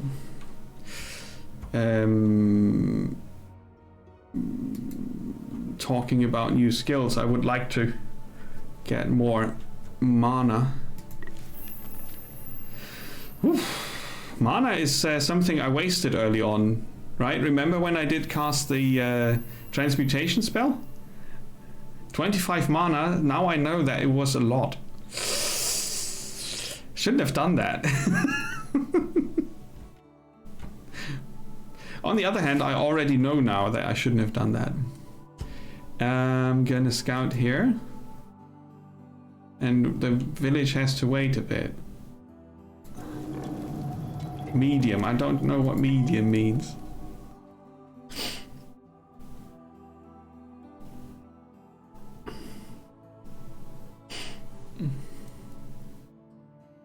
Currently, let's see how much mana I get. Not much. 3.4 per turn. Somehow I thought that the shard would give me 5.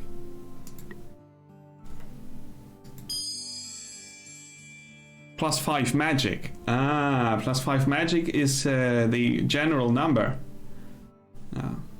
So if I want mana quick, I could invest all my magic here and get 8 per... If this would work properly, I would get 8 mana per turn. If I want to. Then I would stop my research and stop leveling up my hero. But I don't want that.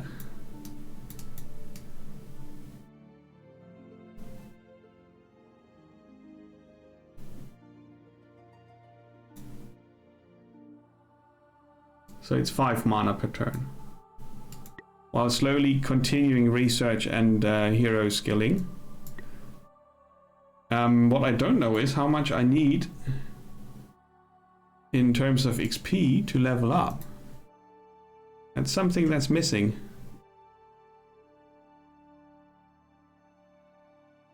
In terms of information.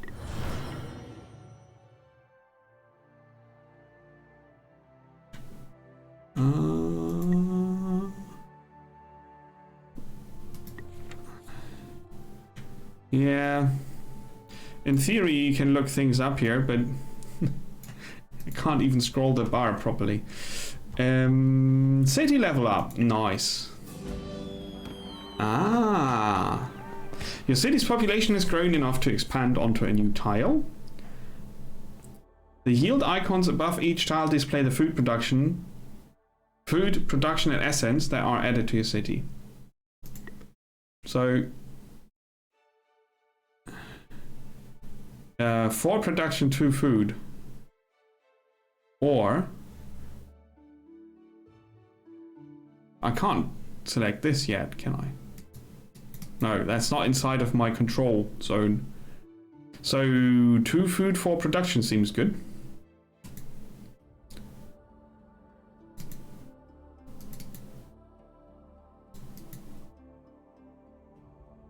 Is this now selected? Ah, okay. Now we have pretty little buildings on it.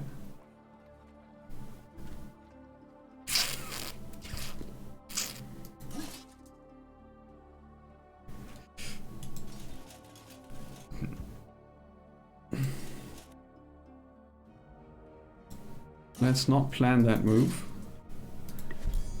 We can craft a healing potion.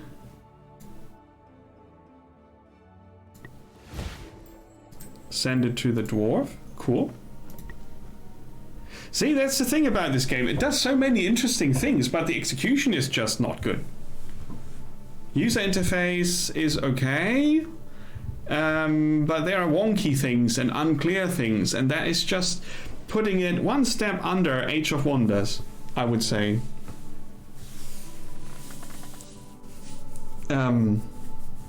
So, hey Koyotech, welcome. It's just a pity, isn't it? it has really cool ideas and does a lot of things different. It also doesn't have unnecessary complexity in the combat, but the combat is unclear. You can auto-resolve. As long as your army is strong enough, you can auto-resolve, but I kind of want to enjoy the times when I take the wheel and do the battle myself, and that's not possible yet. But I don't think I have the time or the patience to play this long enough to find out if it's actually good enough, when I could also stay and play Age of Wonders instead. That is such a pity. But I think that's the prematurely arrived at conclusion.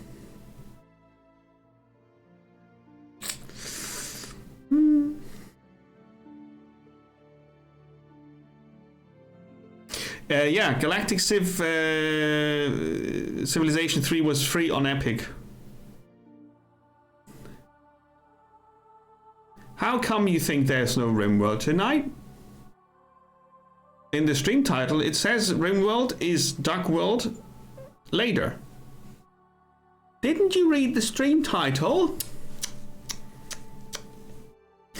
Of course we're playing Duck World later. After I had some food.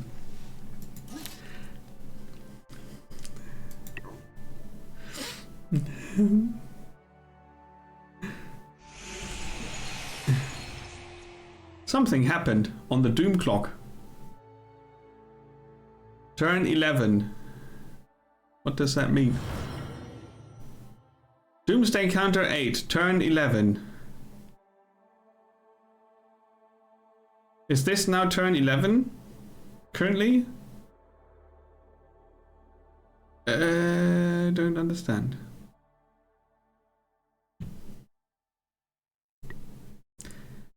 For something like that, if you don't make it clear enough with this big a Doom counter to the player what the fuck is happening, you made a mistake in the game design. There's stuff that puts me into anger mode. Why would you ruin that? The bloody Doom counter is here, and it's in here, big as something, and I don't know what it means.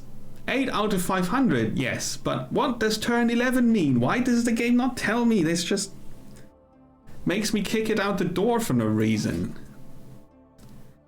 Man. Seriously, get their shit together before making the game. That's my advice.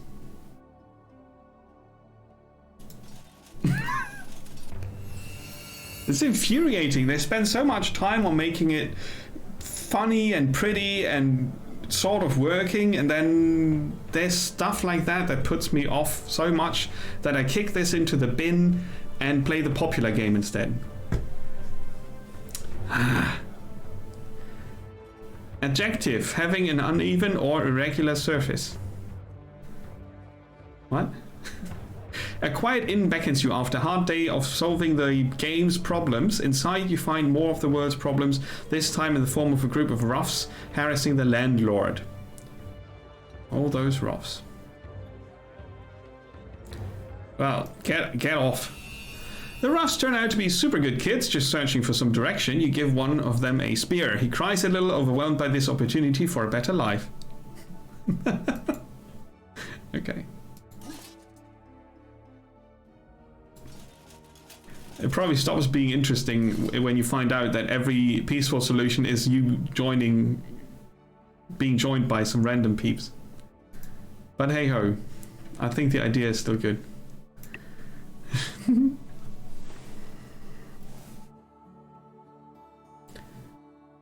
Yeah, but yeah, exactly. Now it's turn 12, but what's the information? What's the information? I don't get it.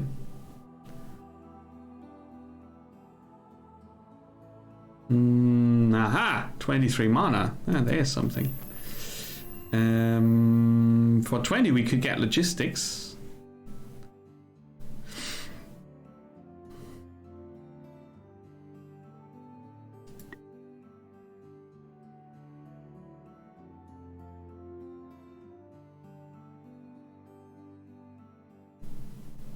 I still have logistics.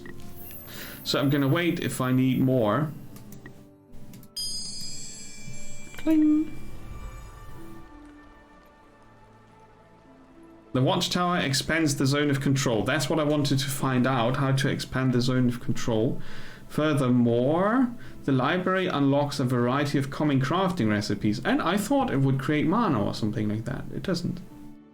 I can continuously produce magic or food. And as soon as the barracks are done, I can also train spearmen. And can turn food into logistics, which is good.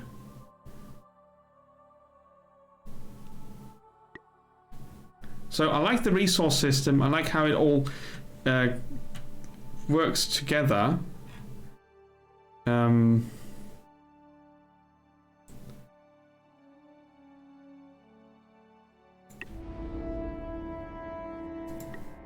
But one more attempt at understanding the damage calculation here.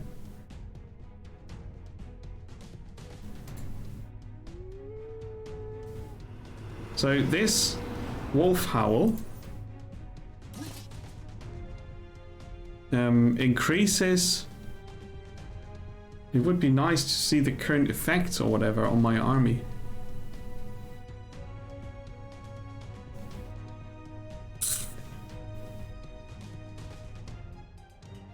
So it's this dude. Later on, it's the bandit loner. It's the same battlefield from earlier. This time is not critical.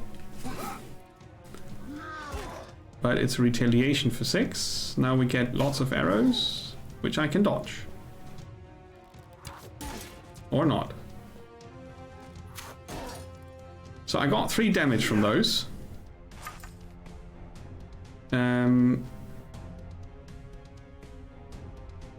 Right, now on the archer, it's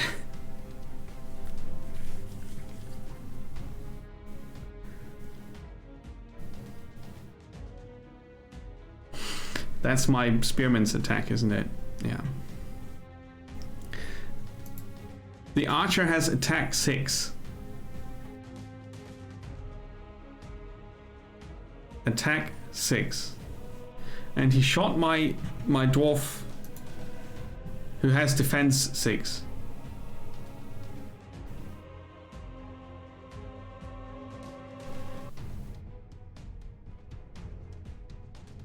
So I didn't dodge. And my 6 defense took away half the damage from the archer.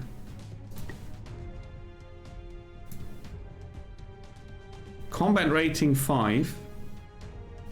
That's just a comparison value, I think.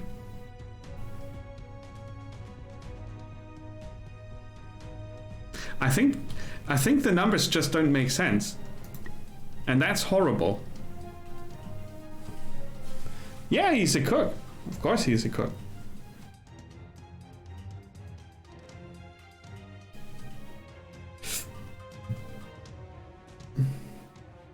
I think the numbers just don't make sense. I mean, it could be that I'm not seeing... oh, we don't have the help option here. I'm not seeing how it calculates things, but it probably should show me at least when I'm in battle.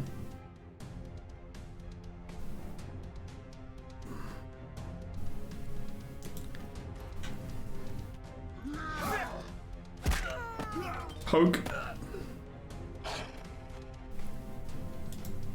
Right, let's see.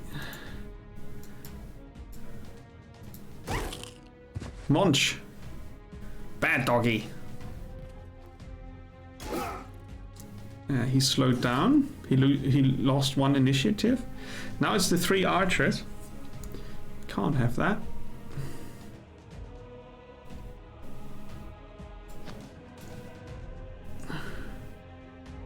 Isn't it? Oh, Bossman can't go as far as there. Ah.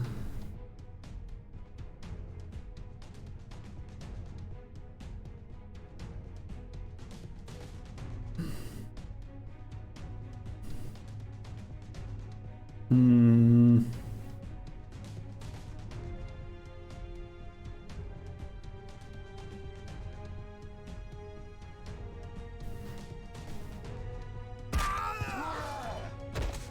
Don't want him to deal damage.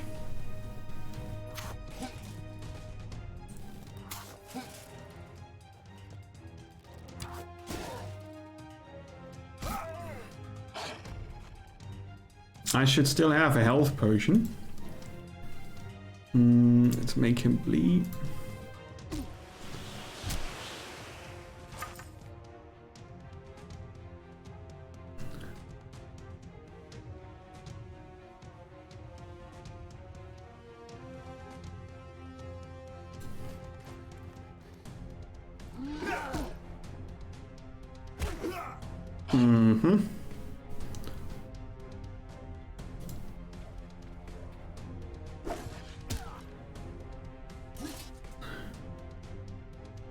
Yeah. I thought I crafted a health potion and sent it to the dwarf. Ah, maybe you cannot use a health potion in combat. I just assumed so. He's got 14. Oh, I could also summon the direwolf, which is a perfect solution for the archer situation. Oh. Now it's direwolfy, who has to go here now. Just 3 damage. Rude.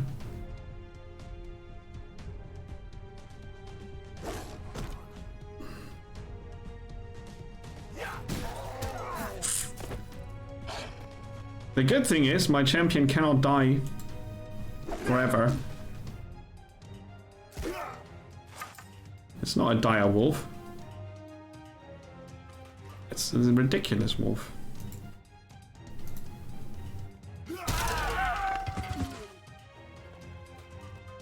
Okay, that's powerful. Oh, we know.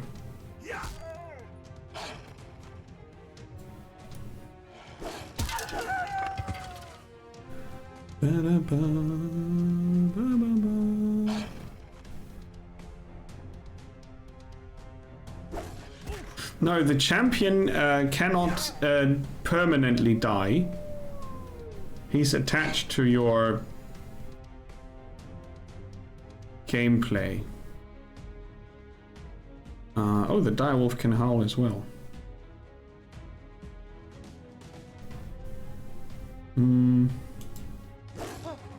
Doesn't do much. But he keeps this one busy, which is good. He bled out while moving. Okay. That was the direwolf.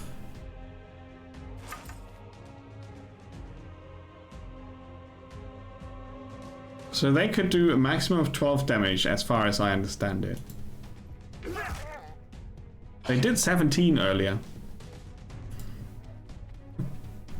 I don't know why. Right, now it's boss man. I can cast Summon Boar, Summon Vorpal Blade, Summon Vorpal Longbow, and Summon Vorpal Spear.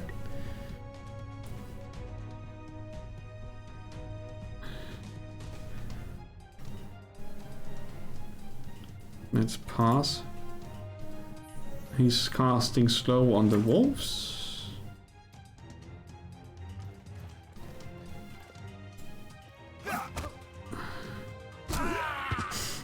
Killed one of the ruffians, 2 of the ruffians, 3 of the ruffians. Okay, interesting. How did he do that?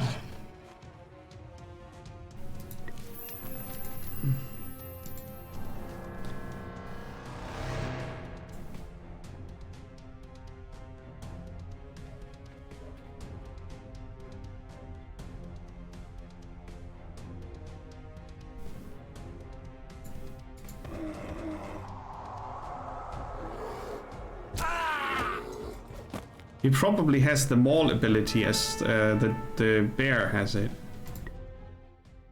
Okay. Okay, so now my hero has been defeated. But he's not dead. But after combat, he does get up back again. We got 5 skill points. That's what I thought was happening earlier when it said as loot 2 skill points. But it's these skill points. Not actual skill points, but... Oh, this is where you see how much you need. The next skill will require 33 more. Okay, that's a lot. But that's a whole level up. I wanted to learn this to enchant more.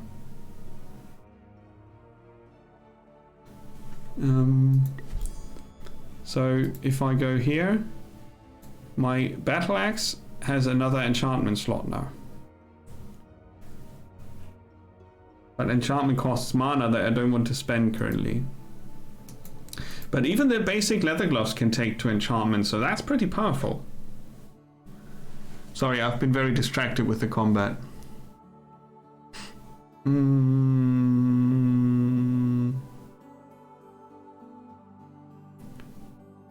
Of course, there's a point of training units.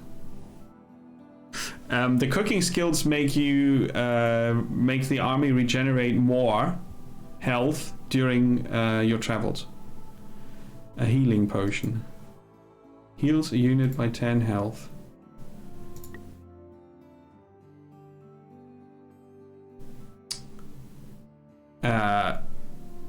I'm pretty sure I crafted one.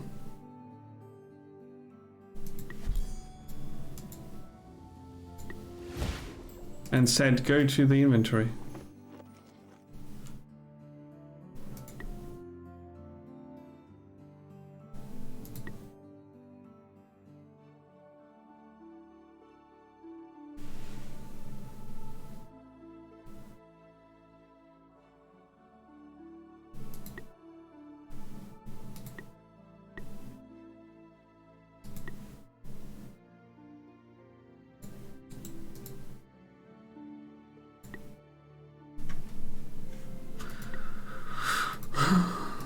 No, this is not a good game.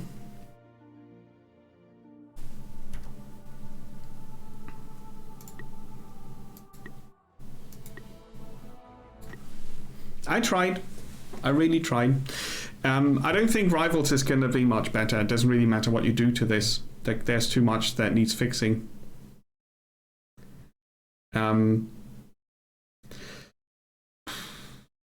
Yeah, full stop. That's all I can say. Don't buy this.